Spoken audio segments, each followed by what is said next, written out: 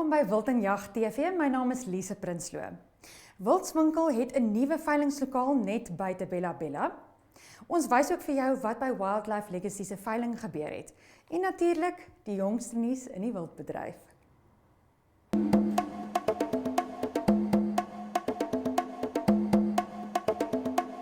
'n Veiligheidswag is dood nadat hy donderdagnag 16 Junie op 'n plaas net buite Bela-Bela in Limpopo geskiet is, oomblikke voor 'n renoster op die plaas gestroop is.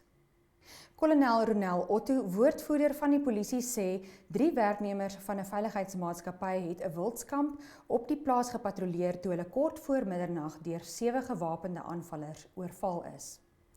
Volgens Marula Media is een van die veiligheidswagte in sy regterbeen geskiet en al 3 wagte is met kabelbinders vasgebind.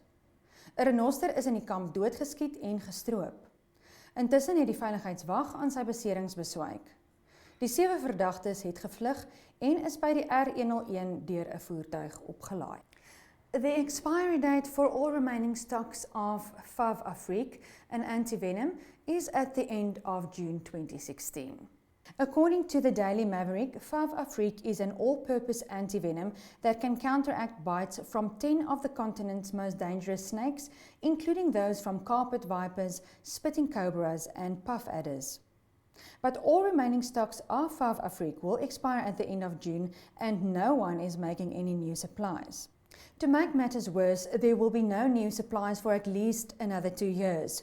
The drug is manufactured by a French pharmaceutical company called Sanofi Pasteur, but they decided in 2010 that the product was no longer financially viable. Instead, they decided to concentrate their resources on a far more profitable rabies vaccine, producing the very last batch of Wildliferanching in 2014. The Daily Maverick reports it takes at least 2 years to produce the antivenom. This guarantees at least a 2-year gap in availability. Kopers en gaste het Saterdag 18 Junie al vroeg begin arriveer by Wildswinkel se nuwe veilingslokaal net buite Bela-Bela vir die Wildlife Legacy veiling.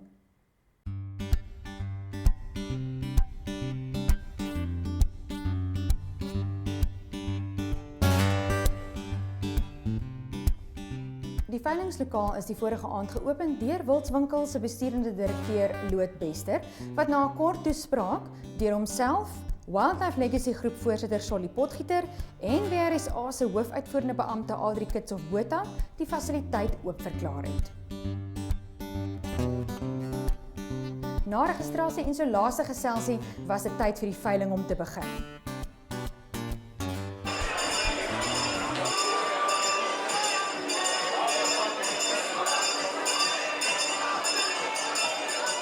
Assuming that there's 1 or 2 of you that have been waiting for this particular lot now, as we move over to lot number 10. I'm saying ourselves on 7 million there, and advance again. Make no mistake, the bidders at 7 million there with JP. 7 million, 7 we got.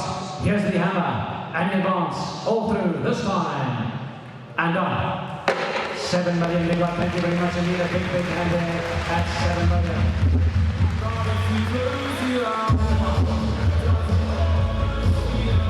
35, wait for the right, Mr. Norman Anthony. Thank you very much indeed, Norman. One to take both should you wish. Right in the sun, I'm going to make a sound as you make 950, at 950, 950,000 now, right this side at 950,000, the bidders are going to figure 950, now you're 1 million, there is a 1 and there we have, 1 million, 1.1 and there is a 1.1 and there we go, 1.1 now, and the bidders are 1.2, at 1.2 and there 1.2 and there we have, 3 at the 1.3 no, at 1,300,000, and going to make us a 1.3 and there we have, here another 1.3, right to the flag we got 1,300,000, and advance, fair warning, and done. 1.3 and a big hand there by the 1.3 million. Something at 1.1 and there we have come here another 1.1 million now. And folks are we done here at 1.1 million and gonna make a sound of the song. Any advance all through at 1 million and 1.2 and they get there. Infantry on the top 1.2 million the call now. 1.2 to 1.2 and there we have 1,200,000 there. And folks he wants to make a sound of input to 1,200,000 and advance this side all through out and done. 1.2 million. Ek dink Wildlife Legacy wil graag vir Wildswinkel geluk wens. Hulle eerste het hulle hier 'n venue as ek die woord kan. Ek dink om met 'n fasiliteit te roep is verkeerde woord. 'n uitstekende venue opgerig. En ek dink dit praat van die vertroue nie net wat hulle in die beroep het nie, want ek dink aan die ander kant is hulle ook afhanklik van mense soos ons. Maar nie net in vir hulle self glo nie, maar ook in die groepe glo. En ek dink hierdie perseel gaan vir hulle fantasties werk. Een van die hoogtepunte was seker daai Livingston Eland Bull Legend wat op lot nommer 10 opgeveil is, wat ons 7 miljoen voor behaal het. Ek dink dis 'n buitengewone hoë prys, maar dit is maar weer 'n bewys dat as jy kwaliteit teel, sal kwaliteit altyd goeie pryse kry. You know, I think our group did overwhelmingly well.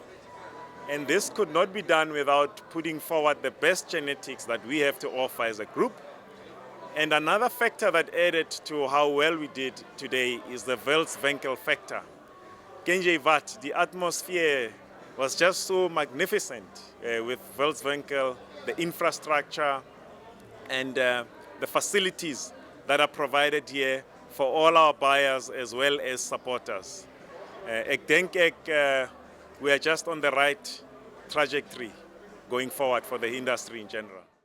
Black-faced impala went for 460, and I think again it was a special animal with special markings, and there certainly was a lot of interest in the hall for that animal, and that gave me great pleasure to see how quality sells even in a market where impala prices are not doing so great. But we saw that if you've got the best quality, you can still get a good price for a top animal. Especially the classic animals, buffalo, roan, sable, nyala, kudu, even common impala will continue to do well. And I think newcomers, my advice would be to concentrate on species that would have a long-term terminal value and also a hunting value in the long run.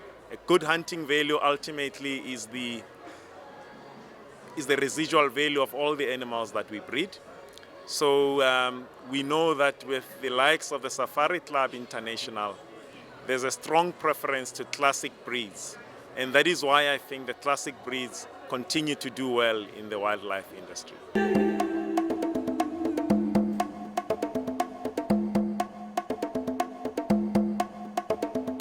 Hoe belangrik is skietkuns in vergelyking met toerusting?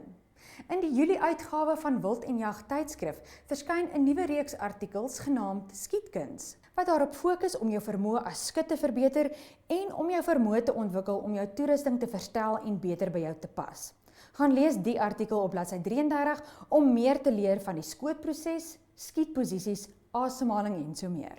Pierre Toy, een van Suid-Afrika se suksesvolste wildteelers, is van mening dat die wittebrood in die wildindustrie verby is. Richard Downing skryf oor die wildbedryf en die winde van verandering en waarom Piet meen wildteelers nie moet dink oor die mark van die toekoms. Lees die artikel op bladsy 120 van die nuutste Wild en Jag.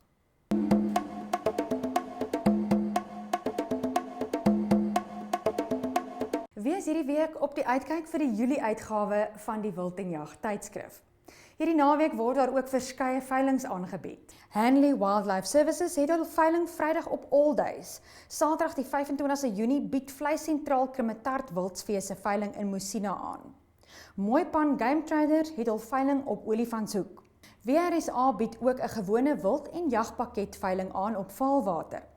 Dan sal die span hierdie naweek by die Kirkwood Wildsfees in die Oos-Kaap kuier. Behalwe vir ongeveer 40 gesogte Addo buffels wat op die 15de Kirkwood Wildsfees wildveiling aangebied gaan word, gaan daar vanjaar ook 5 besonderse elandbulle en 5 uitgesoekte kudu-bulle uit die nasionale Addo Olifantpark onder die hamer kom.